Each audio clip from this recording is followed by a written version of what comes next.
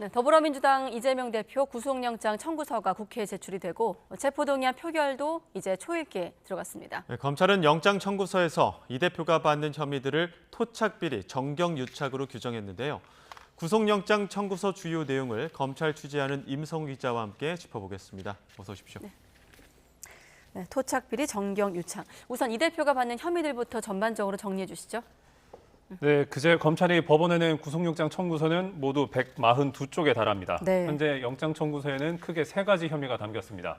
우선 백현동 개발 특혜 의혹과 관련해서 특정경제범죄 가중처벌법상 배임죄가 적시됐습니다. 이 대표가 성남시장 시절에 백현동의 아파트를 짓는 사업에서 로비스트 김인섭 씨의 청탁을 받고 이 민간업자에게 인허가 특혜를 제공해서 1,300억 원대 이익을 몰아줬다는 겁니다. 그래서 성남도시개발공사가 사업에 참여를 하지 못하면서 최소 200억 원의 손해를 봤다고 판단했습니다. 경기도지사 시절에는 자신의 방북 등을 위해서 경기도가 북한에 지급해야 할 800만 달러를 쌍방울 그룹이 대신 내도록 한 혐의가 적시됐고요. 또 이 밖에 백현동 로비스트 측근에게 접근해서 자신의 검사 사칭 사건 관련 재판에서 유리한 재판을 해달라고 부탁한 위증교사 혐의도 영장에 담겼습니다. 크게 세 가지인데 일단 첫 번째 백현동 개발 사업 특혜 의혹 부분부터 좀 자세히 보겠습니다. 영장 청구서에 어떤 내용 담겼습니까? 네, 앞서 말씀드린 대로 검찰은 이 사건을 권력형 지역 토착 비리로 규정했습니다. 오랜 기간 선거 브로커 김인섭 씨와 형성한 유착 관계를 이용해서 상호 간의 정치적 경제적 이익을 위해서 불법적 공생 관계를 유지하면서 범죄를 품앗이했다라는 것이 검찰의 표현입니다. 검찰은 그러면서 이 대표와 또 이 대표 최측근인 정진상 전 전무조사실장 그리고 로비스트 김인섭 씨의 삼각관계를 이 영장 청구서 11쪽에 걸쳐서 서술했습니다. 1995년부터 시민단체 활동을 함께 했고 또 이 대표가 처음 성남시장의 선거에 출마하려고 할 때 김인섭 씨에게 도움을 요청하면서 김 씨가 비선실세로까지 됐다는 것이 검찰의 판단입니다. 이 대표가 2006년 성남시장 선거, 또 2008년 18대 총선에 출마해서 연겁 후 낙선을 하고 2010년 성남시장에 당선에 성공하기까지 김 씨는 정 전 실장과 함께 선거 재반 사무를 맡았습니다. 그러니까 검찰은 세 사람의 인연이 매우 깊다 이렇게 보고 있고 그래서 언론들도 인섭이 형님이 여기 제목에 많이 갖다 썼더라고요. 그래도 중요한 건 이 부분 아니겠습니까? 이 대표가 백현동 사업 인하고 과정에 개입했다는 정황도 영장에 담겨 있었나요? 네, 그렇습니다. 이 대표가 성남시장에 당선된 뒤인 2014년 초, 이 김인섭 씨는 당시 성남시 정책비서관이던 정진상 전 실장에게 연락을 합니다. 네. 백현동 사업 얘기를 꺼내는 건데요. 2014년 4월부터 이 1년 동안 두 명은 이 성남시장 선거와 백현동 개발 사업과 관련한 통화 문자 메시지를 300차례 주고받은 것으로 조사됐습니다. 영장 청구서에는 2016년 6월에 광화문 광장에서 단식 농성을 하던 이 대표를 김인섭 씨가 천막으로 찾아가서 위로차 방문을 했는데 이 대표가 김 씨에게 형님이 나 때문에 고생이 많습니다 라고 말한 정황도 이 영장 청구서에 기재를 했습니다. 또 유동규 당시 성남도시개발공사 기획본부장이 이 대표에게 백현동 관련 보고를 할 때 이 대표가 김인섭 씨를 챙긴 정황도 이 영장 청구서에 담겼습니다. 이 대표가 유 전 본부장한테 백현동 사업은 인섭이 형님이 끼어 있으니 진상이하고 잘 이야기해서 신경을 좀 써줘라 라고 했다는 겁니다. 앞서 말씀드린 것처럼 이 대표에게는 성남시장 재임 시절에 정 전 실장과 공모해서 백현동 개발 사업에서 민간업자에게 특혜를 몰아주고 성남도시개발공사에 200억 원가량의 손해를 끼친 혐의가 적용됐습니다. 네, 백현동 의혹에 이어서 두 번째가 쌍방울 대북 송금 의혹인데 이 대표가 받는 혐의에 대해서 구체적으로 설명해 주시죠.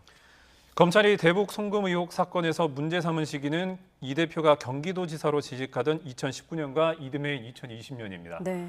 이 대표는 당시 이화영 전 경기도 평화부지사와 공모해서 김성태 전 쌍방울 회장을 시켜서 스마트팜 사업 비용 500만 달러와 또 이 대표 방북 비용 300만 달러를 북한에 대납하게 한 혐의를 받습니다. 이 검찰은 범죄 동기로 대선 당선을 꼽았습니다. 문재인 전 대통령이 2018년에 남북 정상회담을 성사시키면서 지지율이 83%로 급등한 것을 이 대표가 보고 대북 정책을 자기 차기 대선의 정치적 기반이 될 수 있겠다고 판단을 했다는 겁니다. 검찰은 2019년 하노이 북미 정상회담 결렬로 대북 관계가 경색되자 이 대표의 방북 추진 의지가 더 강해졌다고 봤습니다. 자신의 방북을 통해서 경색 국면을 타개하는 모습을 보임으로써 이 국가적 난제를 해결하는 정치적 입지 그리고 차기 대선 후보로서의 정치적 입지를 확고히 하려 했다는 겁니다. 검찰은 이 대표가 측근인 김용 당시 경기도 대변인을 통해서 이 전 부지사에게 방북 추진을 체근하고 또 도지사 직인이 찍힌 공문을 북한에 보내서 방북 초청 요청을 공식적으로 하기로 한 것으로 파악했습니다. 네, 경찰이 의심하고 있는 대목들 임성호 기자와 함께 142쪽짜리 영장 청구서를 지금 살펴보고 있는데 자, 이 대목에선 핵심이 이 대표가 결국 방북 비용 대납 과정을 보고받거나 인지한 정황이 있어야 한다는 건데 이 부분은 어떻습니까? 네, 이화영 전 부지사가 이 대표에게 관련 내용을 보고한 것도 이 영장 청구서에 상세히 담겼습니다. 네. 우선 2019년 7월에 이화영 전 부지사가 방북을 위해서는 통상적으로 북한에서 의전 비용을 요구한다거나 현대 아산의 예처럼 쌍방울 김성태 회장이 현재 대북 사업을 하고 있어서 지사님의 방북 비용까지 비즈니스적으로 처리할 것이다라고 보고를 하자 이 대표가 잘 진행해 보시면 좋겠다고 말했다고 영장 청구서에 적시되어 있습니다. 또 2019년 12월엔 이화영 전 부지사가 김성태 전 회장이 북한과 계약도 체결하고 돈도 100만에서 200만 달러 보내는 등 일이 잘 되는 것 같다고 보고하자 이 대표가 고생하셨다라고 답했다는 내용도 있습니다. 이 대표가 김 전 회장과 직접 연락한 정황도 영장 청구서에 상세히 담겼는데요. 2019년 1월 중국 선양에서 열린 쌍방울과 북한의 협약식 만찬 자리에서 이화영 전 부지사가 스마트팜 사업 대납 이야기를 하던 도중 이 대표에게 전화를 걸어서 김성태 전 회장을 바꿔줬다는 겁니다. 그때 이 대표가 김 회장님 고맙습니다라고 얘기하거나 또 좋은 일을 해줘서 감사합니다라고 얘기를 했다고 적었습니다. 검찰은 같은 해 7월에도 김 전 회장의 요구로 이 전 부지사가 이 대표와의 통화를 연결해 준 것으로 보고 있습니다. 예. 또 이재명 대표 혐의 중에 하나가 위증 교사 사건인데 이 부분은 어떤 내용입니까? 네, 이게 혐의가 여러 가지인데요. 예. 이 대표는 지난 2002년에 KBS PD가 검사를 사칭해서 이 성남시장 김병량 당시 성남시장과 통화하는데 공모한 혐의로 벌금 150만 원이 확정된 바 있습니다. 그런데도 이 대표는 2018년 경기도지사 후보 TV 토론에 나와서 억울하게 누명을 썼다는 취지로 발언을 해서 공직선거법 위반 혐의로 기소가 됐었습니다.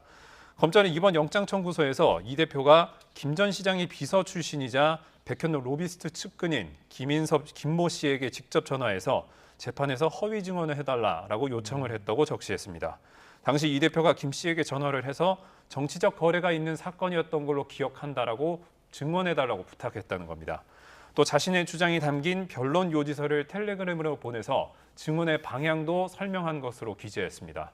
김 씨가 잘 기억이 나지 않는다라고 했지만 이 대표는 그런 얘기를 들었다라고 해주면 된다라고 종용했다는 내용도 이 영장에 담겼습니다. 네, 그런 혐의를 담아서 구속영장 청구서가 국회에 제출이 됐는데 자, 구속 수사가 필요한 이유에 대해서 검찰은 어떤 점을 강조하고 있습니까?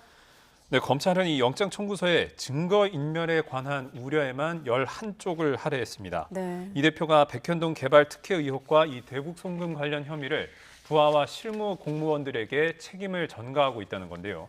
또 거대 야당의 대표로서 여러 회유와 압박을 통한 증거인멸이 이뤄질 우려가 크다는 것이 검찰의 주장입니다. 검찰은 특히 이 전 부지사가 이 대표에게 대북 송금을 보고했다는 진술을 뒤집은 점을 지적하면서 회유와 압박을 통한 증거인멸이 이미 현실이 됐다고 강조하고 있습니다. 검찰은 이 대표의 범죄가 심히 중대한데도 이 대표가 반성하기는커녕 사건을 정치의 영역으로 끌어들여서 처벌을 피하려고 시도하고 있다면서 구속 수사가 필요하다고 강조하고 있습니다. 이에 이 대표 측은 검찰이 영장 청구서에서도 진술에 의존하고 있고 뚜렷한 물증도 하나 없다면서 감정적인 말로 구속 필요성을 주장하고 있다고 반박하고 있습니다. 현재 이 대표 체포 동의안은 오늘 오전 열린 국회 본회의에 보고가 됐고 내일 본회의에서 표결이 진행될 예정입니다. 네, 오늘 이 대표가 SNS에 올린 내용 보니까 돈 벌면 제3자 뇌물죄로 하고 돈 안 벌면 배임죄라고 한다 이런 입장을 밝히기도 했는데 아무튼 검찰은 토착 비리와 정경 유착 혐의로 구속 수사가 필요하다고 보고 있습니다. 내일 본회의 표결 결과를 한번 지켜보겠습니다. 네, 임성호 기자였습니다. 수고했습니다.